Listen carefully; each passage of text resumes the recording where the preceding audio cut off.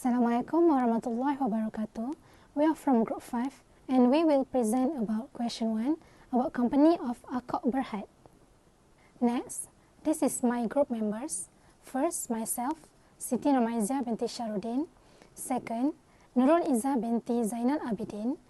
Third, Nur Rafika Nisha binti Abdul Razak. And the last one, Nurli Zulhusni binti Zulkarnain. Assalamualaikum. My name is Nurli Zulhusni. I am the first presenter of our group project.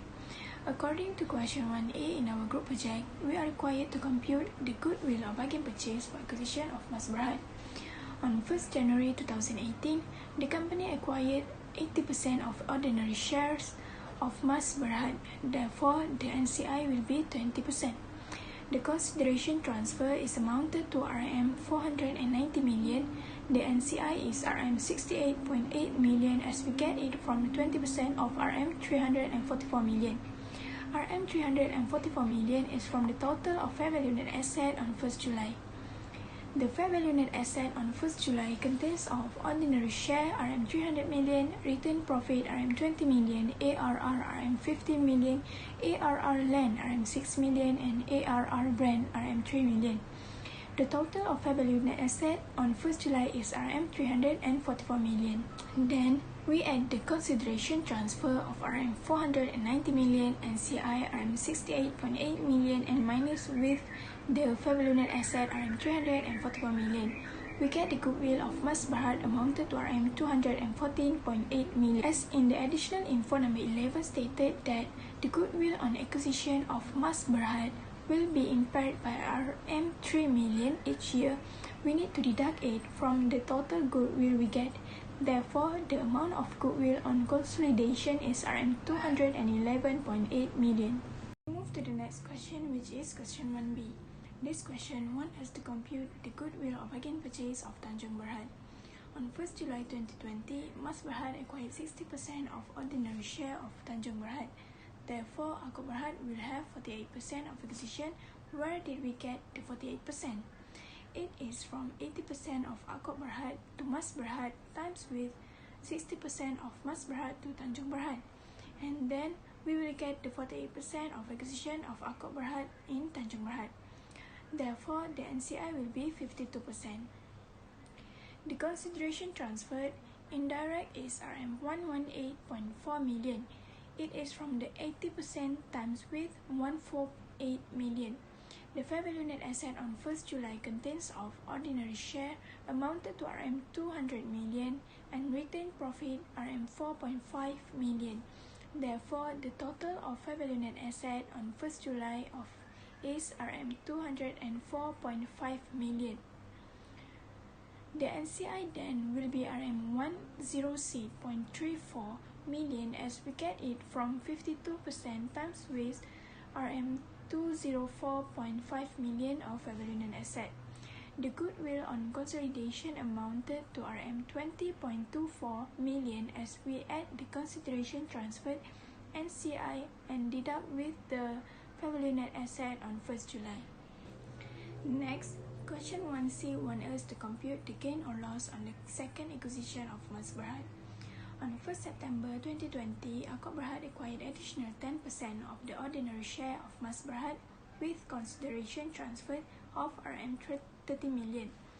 The fair value net asset of subsidiary contains of ordinary share Rm 380 million, retained profit of Rm 102 million, ARR Rm 30 million. The total of fair value net asset is Rm 512 million. The increase in shareholding amounted to Rm 51.2 million as we get it from Rm 512 million times with 10%.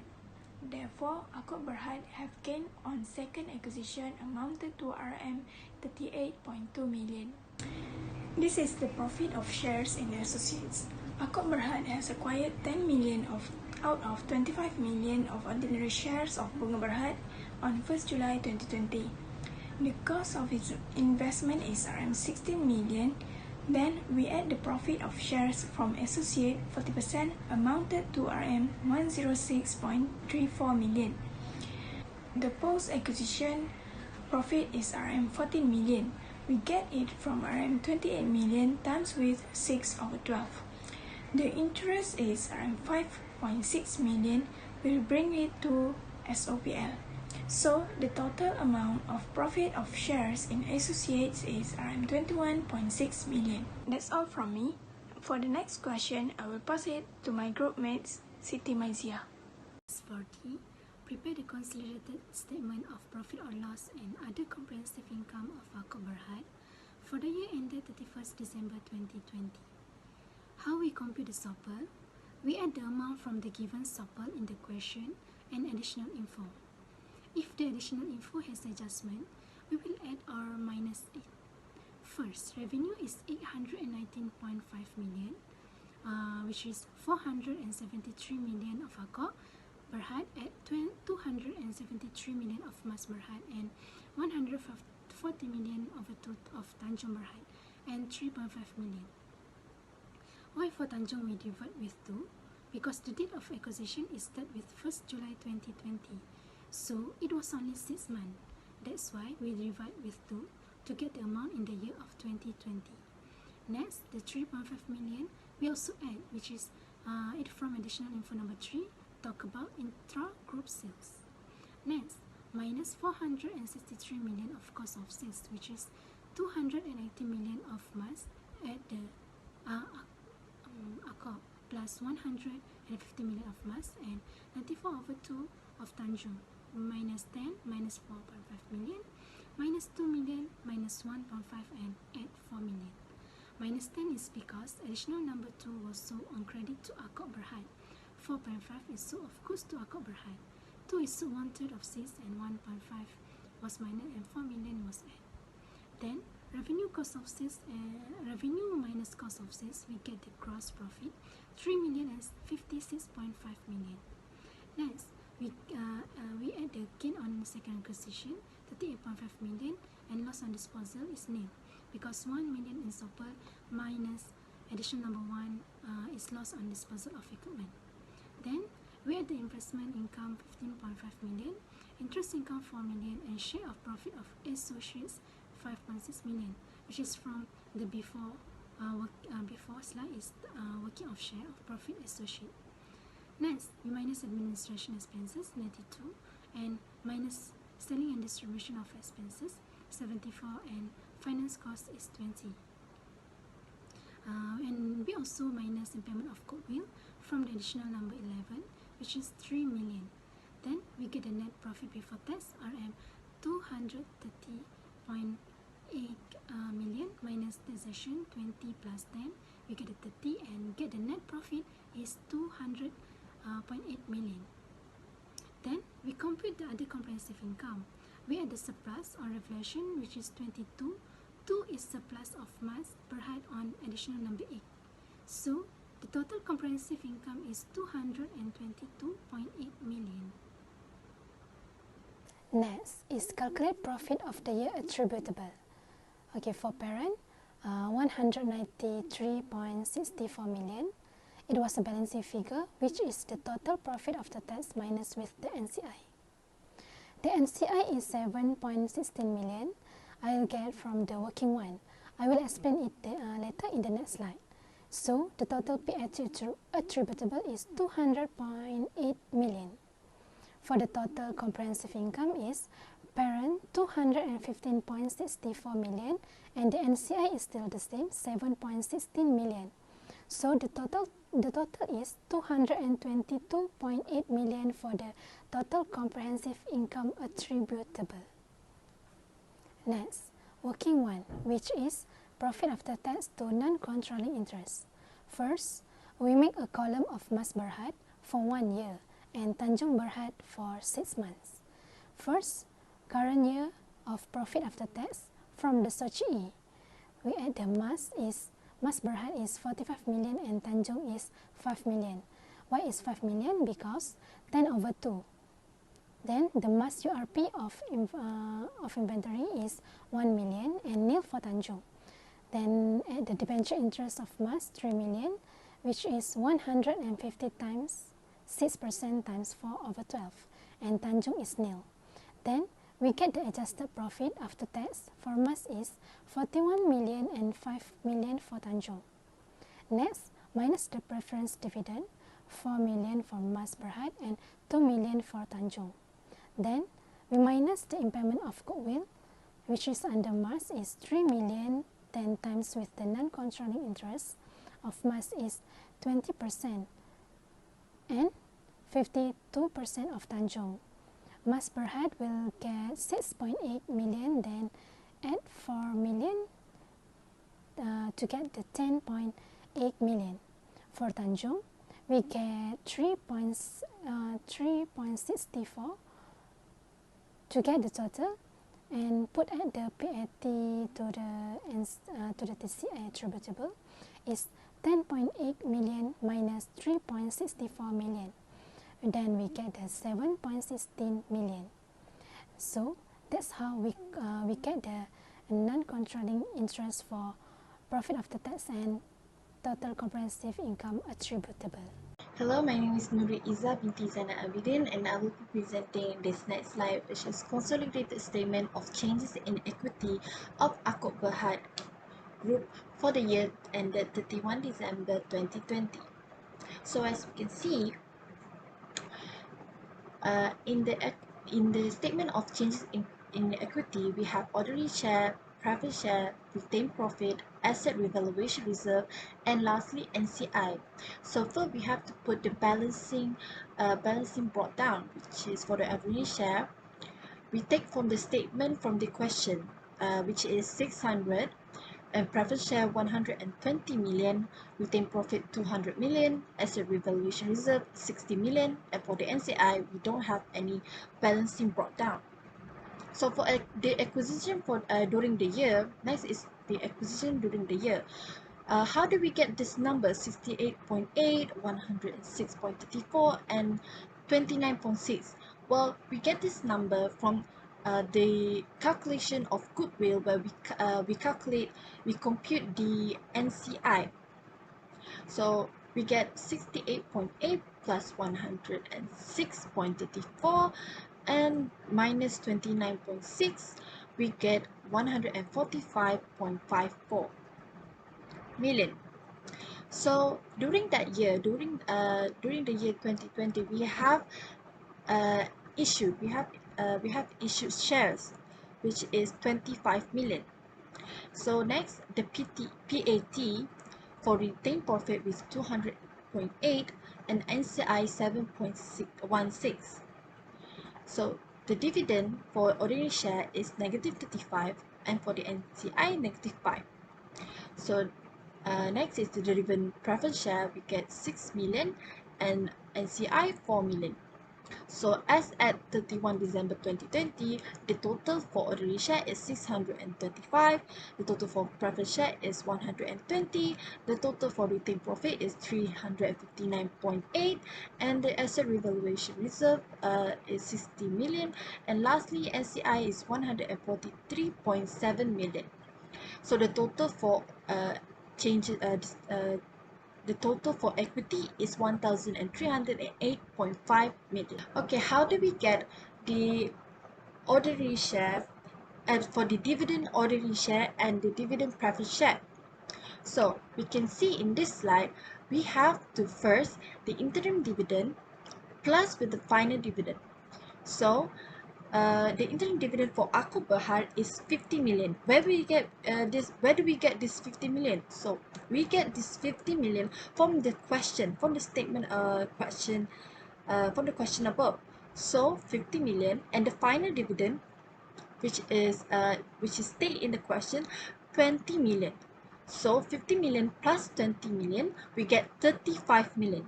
Mas Berhad also has the interim dividend and the final dividend. So 50 million plus 10 million, the final dividend, we get 25 million. For Tanjung Berhad does not have any interim or final dividend. So Tanjung Berhad, we have to dash it because it does not have any dividend in ordinary share. So how to calculate the NCI for the dividend? So NCI we have to minus the parent. So the parent has 20 million, so therefore 25 million minus 20 million, we get 5 million. The same as preference share.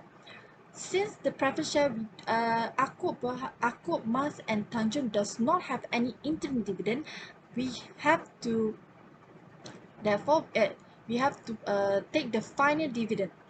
So the final dividend for Akut Berhad is 6 million, for Mas Berhad is 4 million, for Tanjung Berhad is 2 million, and the total we get is 6 million. So how do we get the NCI? Is the same, minus parents, which is 2 million. So 6 million minus 2 million, we get 4 million. Okay, for the schedule, we put GRP and which is group retained profit, the NCI and group revaluation reserve. So for the NCI, we put NCI Mas Berhad, which is 68.8, NCI Tanjung Berhad, which is 106.34, and an indirect CT, which is 20% out of 148. What of 148 is the CT for Tanjung Berhad. So we get 29.6 million. So first we will calculate the retained profit for Akut Berhad. So the retained profit for Akut Berhad, the balancing carry forward, which is 200 plus 0.15, we get 301.5 million. We get share profit of associate 21.6, ordinary share dividend payable 20 million, and the URP inventory 50 million. Next is the retained profit for Mas Berhad, which is 80%. So the balancing is 102 plus 45, we get 147, minus pre-RP, which is 20 million, and we get our post-RP, which is 127 million. So the URP inventory, we get 1 million. How do we get 1 million? Is 5 times with 20 over 100. So impairment of goodwill 3 million. Since Mas Berhad has an impairment, we put impairment of goodwill 3 million. Ordinary share interest payable 1 million, and ordinary share dividend payable 10 million. How do we get 10 million? 10 million is from the question. The question states that Mas Berhad has a final dividend of 10 million. So we get that's where we put this. So we get a total of 112 million. So why do we need to apportion it? So we have to apportion it by 80% and 20%. Why do we get 80%? Because since Akut Berhad has an 80% of ordinary share in Mas Berhad, that's why we put 80%, and NCI 20%. So 80% out of 112 is 89.6, and 20% out of 112, we get 22.4. Next is the retained profit for Tanjung Berhad. So first we have to calculate the balancing carried down, which is 4.5 million, plus with negative 10 million, we get 5.5 million. Then we have to minus with the pre-retained profit, which is 4.5 million. So negative 5.5 million minus 4.5 million, we get negative 10 million. Also, we have to minus the pre-dividend payable, which is 2 million. Negative 10 million minus 2 million, we get negative 12 million. So this negative 12 million, we will portion it to 48% and 52%. Why do we have to portion it to 48% and this 52%? Well, this is because Akut Berhad has an indirect investment in Tanjung Berhad. Therefore, that indirect investment is 48%. So 48% times by 12 million, we will get 5.76 million, and 52% out of negative 12 million, we will get negative 6.24 million. So the revaluation reserve for Akut Berhad is 60 million. Where do we get 60 million? 60 million if we get in the statement in the question. And revaluation reserve for mass per head, so the balancing carried down is 30 million, and our pre-RP, which has been stated in the question, which is 50 million. So we will get our pre-revaluation reserve. So our post-revaluation reserve will be 50 million. So this 50 million also will be proportionate to 80% and 20%. So 80% out of 50% is 12 million, and 20% out of 50% is 3 million. So the total amount for group retained profit is 383.94 million, and for the NCI 161.7 million, and for the group revaluation reserve is 63 million. Thank you. Okay, hi, I'm Rafika. So for question F, we are required to prepare the consolidated statement of financial position of Akbar Group as at 31 December 2020. So firstly, asset. So in asset, we have property, plant and equipment. So 609 million plus 388 million plus 264 million minus 1 million that we get from the additional info, and 6 million that we also get from additional information. So the total is 1,266 million. Next, we have intangible asset. So 7 million plus 2 million plus 6 million and plus 3 million also from additional info, and we will get total of 18 million. And next we have current asset, which are basically with inventory. We have 50 million plus 48 million plus 94 million minus 1.5 million minus 1 million, and we will get 189.5 million. Then we have trade receivable, which are 3 million plus 65 million plus 86 million plus 1 million minus 0.5 million, and the total is 181.5 million. Then we have bill receivable, which are 20 million plus 58 million plus 57 million. So we get 135 million. And we have bank, which are 41 million plus 44 million plus 1 million. We will get 86 million. So we have goodwill. Okay. So where did we get the figures for goodwill?